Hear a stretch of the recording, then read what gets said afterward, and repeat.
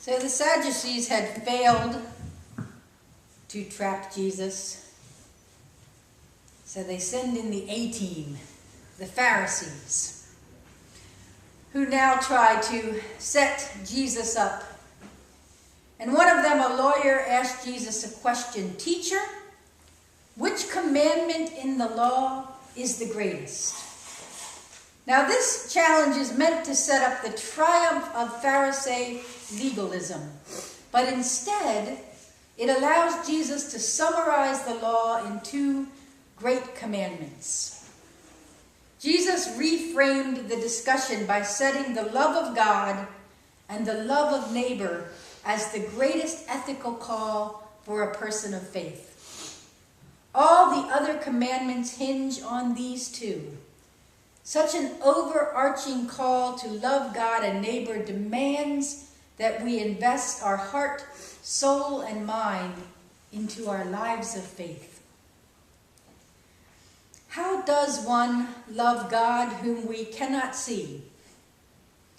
Our love for the people in our lives is kept alive because we see them, or at least we can talk to them and know that they're physically present in this world. We have a physical being to hold on to and with whom to share our affection.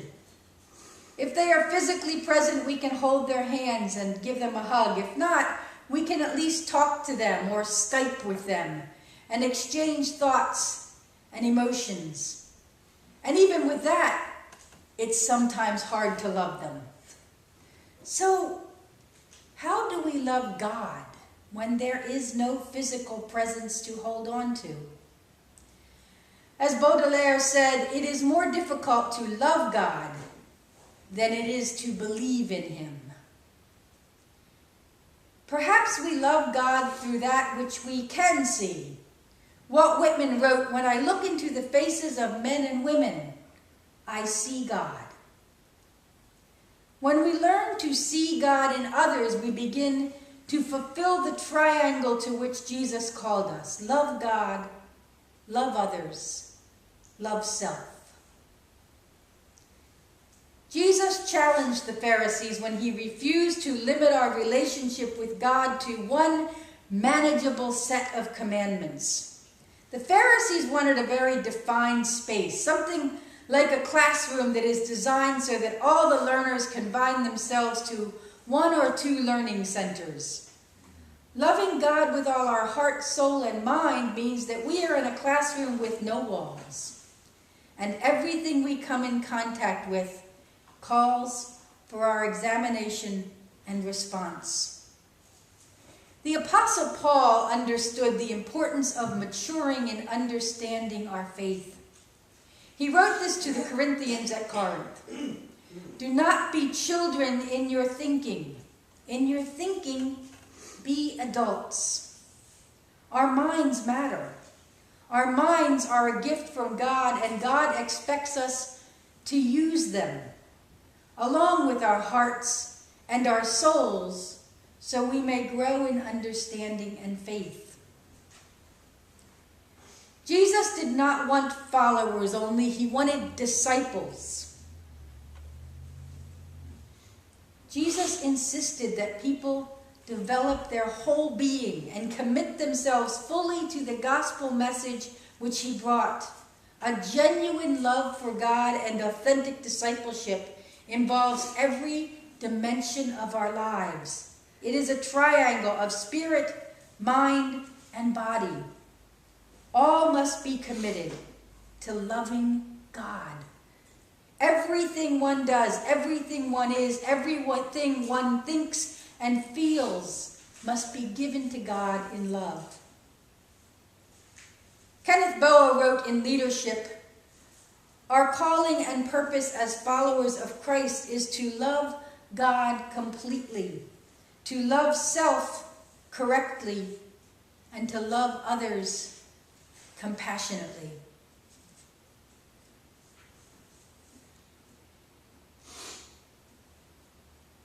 Baseball great Ted Williams was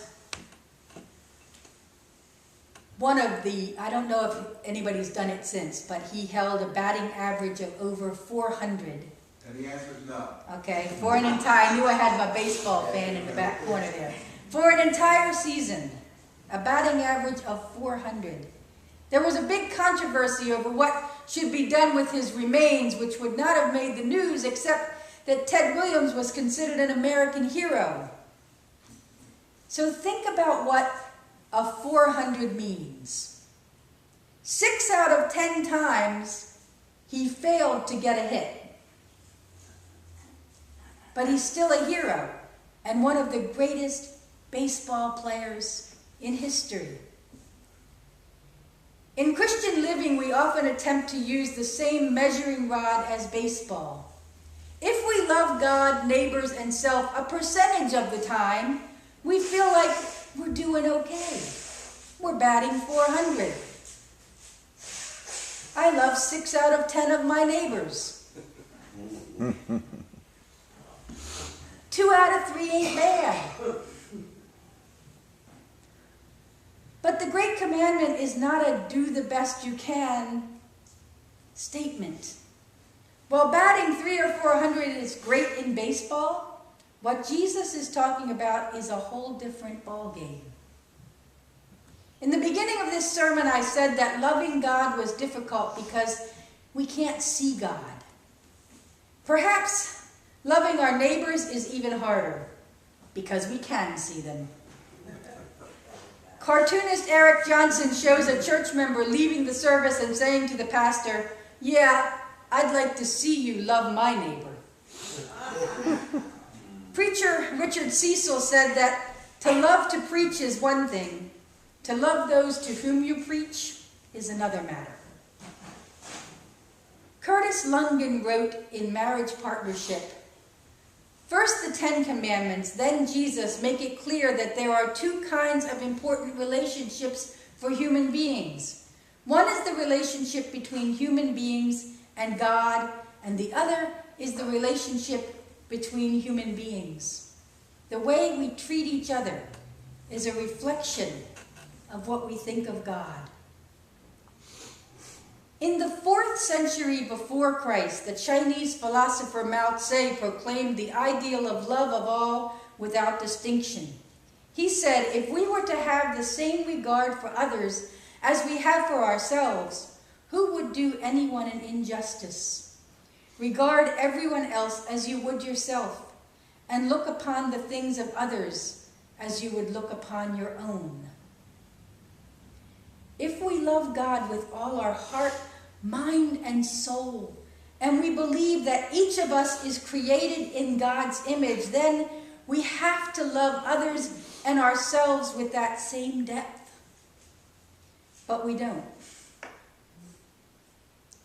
Edith Schaefer wrote in Lifelines, The 10 Commandments of Today, "There is a famine of compassion and unselfish, lasting, growing, true love among human beings because of the blast of egotistic desire to have our rights protected." In the midst of famine, however, a true reality of living in the light of the first commandment would bring an outpouring of an endless supply of love. To love God with one's heart is not to use up love, but to increase it continually. Jesus completed the triangle for us. He placed love of God with love of others and love of self. In declaring that the self can be realized only as it aims also at the realization of others, and that dual love can only be realized in the love of God, Jesus proclaimed the full truth of the gospel of love. John Stott used this illustration in his sermon entitled Freedom. Take a fish as an obvious example. God created fish to live and thrive in water, whether salt or fresh. Gills are adapted to absorb oxygen from water, so water is the element in which a fish finds its identity, its fishness, its freedom. It finds itself in the element for which it was created, water. It's limited to water, but in that limitation is its liberty. Suppose you had a tropical fish in one of those old-fashioned spherical goldfish bowls. Suppose the little fish swam around and around his bowl until its frustration became unbearable. The fish decided to make a bid for freedom and leap out of the bowl.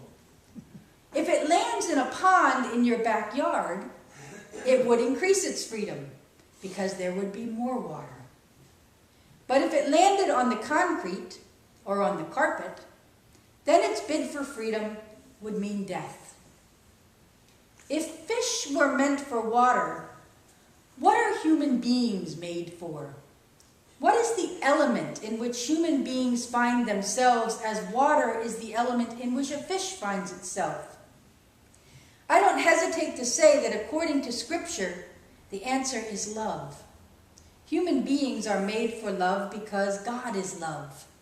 And when God created us in God's own image, we were given the capacity to love and be loved.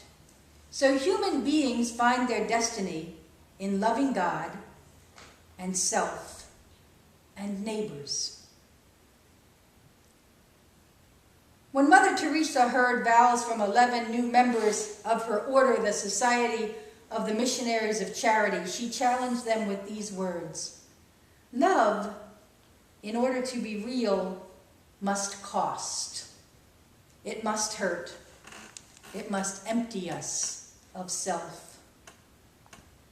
Remember that the words of Jesus are a command, not a suggestion.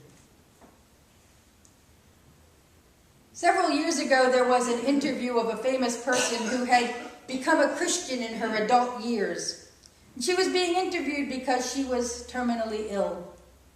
The interviewer said, "I suppose now that you are ill and dying, your newfound faith must be a great comfort to you."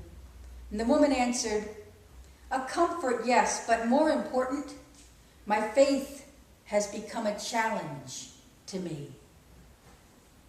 I can think of no greater challenge than the call to love the Lord your God with all your heart and with all your soul and with all your mind, and to love your neighbor as yourself.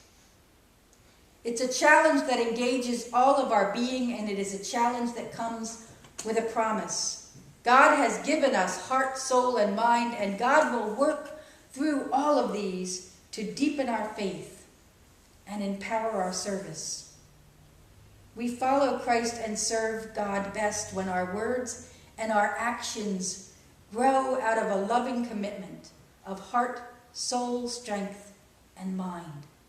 So take the challenge to love the Lord your God with all your heart, all your soul, all your mind, and love your neighbor as yourself.